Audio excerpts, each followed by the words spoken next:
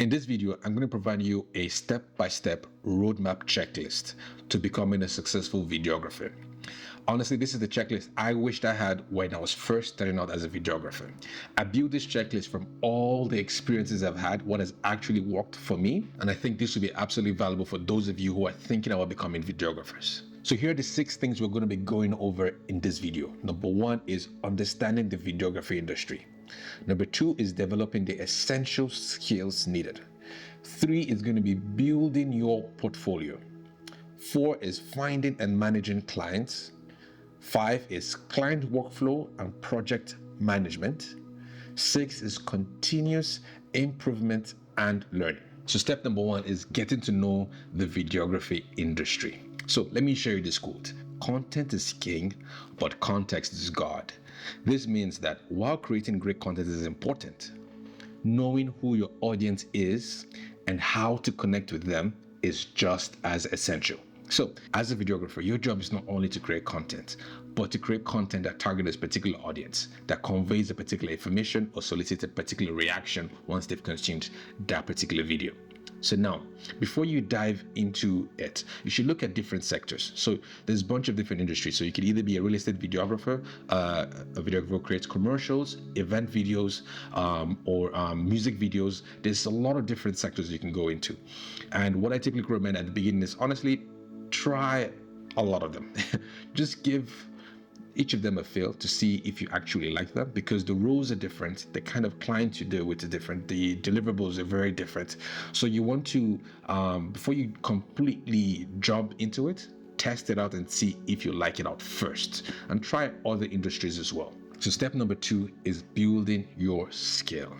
So there's some certain skills you need to develop to become a successful videographer. So don't worry, don't feel overwhelmed. I have them listed out here. So there's some hard skills and some soft skills that you need to learn. So we'll just go over them. So the hard skills. So number 1, you want to learn how to operate your camera. So number 2 is figuring out and learning how to properly light is honestly the best thing you do for your profession. So go all in, figure that out. Next is editing. You want to master some key softwares.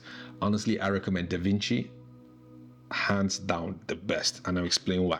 Because the next one you need to learn is color grading, and color grading, DaVinci is the best to me, in my opinion, when it comes to coloring certain videos, and honestly makes it look, my god, because you can control every single element. So you need to be really good at color grading too as well. So that's the next skill you should try learning, and all of this you can go get courses, and you can watch a lot of YouTube videos that break all of this down. Number 5 is sound design. Honestly, don't overlook sound design. At the beginning, when I first started, I was overlooking it. I didn't think it was that important. But to be honest with you, people can see through a terrible video and they'll manage it as long as the audio is good.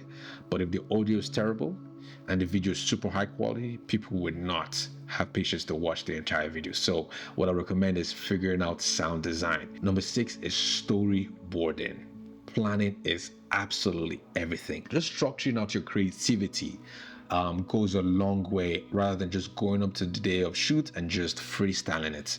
You tend to find that if you've done proper planning before the shoot, you have such huge success.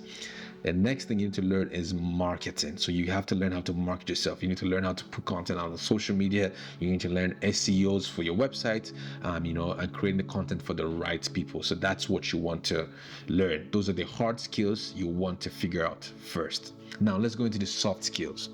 So when it comes to the soft skills, sales is something you need to learn. And what is sales? Sales is simply just uncovering the pain points of your clients, just figuring out what exactly do they want. So once you learn this now, you're able to just simply close that particular client. That's all sales is. So take some courses, read some books about it, and don't forget to always practice, and that's what's going to make you get better at it. Number 2 is project management. This one is very big. You need to be able to manage projects from start to finish, especially when you start to grow and you're dealing with 2 or 3, 4 clients. Number 3 is finance and bookkeeping. You need to be able to keep your finances in order. You need to be able to keep proper bookkeeping records. And at the beginning, you can do this yourself. And honestly, in the future, you save yourself a lot of issues if you start this from the beginning. Next is networking. You really want to build proper relationships with the people in the industry and also with your clients. You want to be able to convert to get your clients to be recurring clients. So meaning that if they do business with you last month, they should want to do business with you again next month. Next is adaptability. You have to be able to stay flexible. You have to know what is changing in your particular industry, the new styles, keep up with the trends. Number 6 is creativity. You want to always find ways to come up with creative ideas. So figure out what you can do for yourself to remain creative. 7 is client management.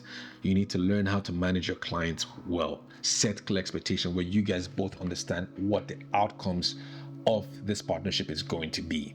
Communicate really well to them so that you guys are on the same page. The last thing you want is your client saying, I thought you were going to do this. And then you as the individual are like, no, but you said this. You want to be on the same page with your clients because they are the ones paying your bills. So step number 3 is building your portfolio. Now, this is very important because our portfolio is simply just showing the client that you can do a particular kind of work that they want to hire you for. So there are different ways in which you can go about doing this. I'll show you how I ended up doing mine. So when I first started, I went the route of going into the event industry. So what I did was I just picked my camera, I shot a DM to people who actually were doing an event and say, hey, can I get a media pass to record or film your event that's going on next Saturday? Typically, they always say yes because guess what? It's free content, and who wouldn't want free content? So you can either do free or you can really start off with a very low price, depending on what you feel comfortable with.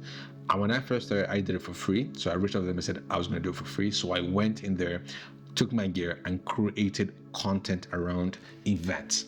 So then I was able to use this content and put it on my website as like, here is my portfolio. I can create event videos for you. So it's easy for me to get the next client because I can say, hey, here is proof that I can do a video for you to cover your event. And slowly you begin to build your portfolio and you slowly begin to charge and begin to get clients. That's how I did it. The second thing that I did as well to get my foot into the door too as well was reaching out to medium level media companies and basically cold email, DMing them and asking to be a contractor for them for their next shoot. I noticed that most media companies, which is at the point where we've gotten to now, what we do is we hire subcontractors to do a particular job. So for example, if I have a shoot next week, I would hire a DP, I would hire a gaffer to go do that particular shoot. I wouldn't actually do it myself. Whereas when I first started, I was doing it all myself.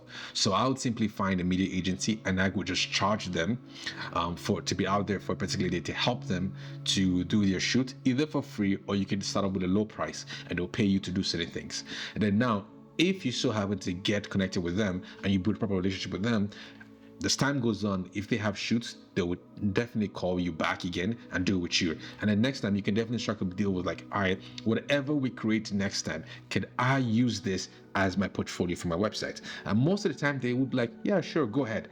And then that's what you can, that's an easy way to, as well to get it.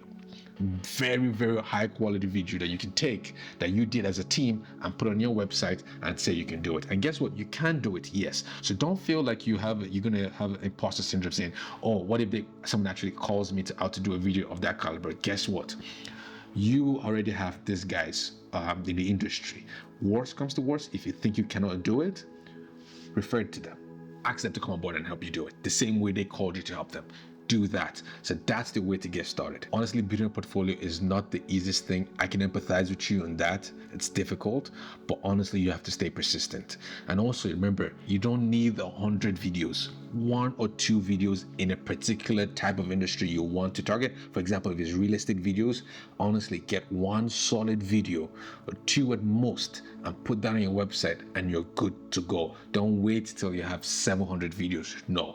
1 or 2 is absolutely good enough. Make it presentable, make it look really pretty and good. That's the kind of industry you're in. You're in the industry of making things look presentable. So make sure you are presentable and you should be okay. So step number 4 is finding and attracting clients. And this is one of the biggest challenges for most freelancers. But here's where we get it easy. And I think it was easier for me at the beginning because of this strategy that I implemented. When I was buying my gears and my cameras, my lights and all of that, I honestly rigged them all up. When I got my lights, I got like the large Godox lights to take enough space. I got a camera, rigged it all up with all the bells and whistles. And when I was out there in shoots, I just looked like I was shooting for a TV station. But I did it intentionally. The reason was because I knew people would come up to me and speak to me, especially if you have all this fancy gear. Now, you want to make sure your skills matches your level of gear. Yeah, so once you figure that out, but what I was doing was I wanted to be a walking billboard. Everyone in my team had a polo shirt with our brand on it. We looked like a serious company. Our presentation was very important to us because I know people will walk up to us and be like, hey, oh, I see you guys at this wedding. I just remembered, maybe maybe I could hire your services for my daughter's wedding next week, something like that. You then end up, because people are looking for videographers, but the thing is sometimes they just don't know where to find them. So whenever I go out there, I like to be loud, proud, and advertise myself, a walking billboard for myself. So that's what I was doing at the very beginning, and it honestly worked for me. Every single event I went to, somebody would definitely walk up to me and ask me a question. So I'll recommend you do that. So compared to if, assuming I just went with my phone on a gimbal, I could still do a good job. But honestly, I didn't think it was going to help me get my next client. So which is why I decided to invest in myself and get all of these gears and make myself look like $1 million company so that I can get $1 million client. So that was my approach, and honestly worked for me. I got clients every single time I went to these events. So if you want to try that, go ahead. I'll definitely recommend that. So the next thing you want to do is be on most other freelance platforms. So for example, if I told you to go buy a car, where would you go? You go to a dealership most of the times. So you need to go to where people are going to. So if somebody's looking for a videographer, where are they going to? So you want to be exactly there on those platforms online. So you want to look at those freelance platforms, put your service up there, upload your portfolio, and start getting clients. So you have those like Fiverr, Upwork, all those places. Even though you might not be getting gigs, just be present there just in case. You know what I mean? Next is cold calling. Honestly, cold calling is not fun for some people. Some people love it. So it's definitely part of the business.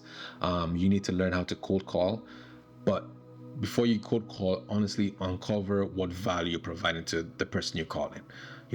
When we were doing it, I noticed that for a certain period of time, we were getting a lot of NGOs. We're creating a lot of videos for them. And when I saw a little bit of a pattern, what I did was I started calling up a lot of other NGOs in the area and tell them, hey, by the way, we are creating content for this is so NGO. This is the content we created, and we're hoping to create this kind of content for you if you are interested. So sometimes they would say yes, sometimes they would say no. It's just the nature of it, but you just got to keep on doing it. So honestly, the best way is having your clients come to you. Just like I explained, whenever I go to events, I made myself look appealing for people to want to speak to me.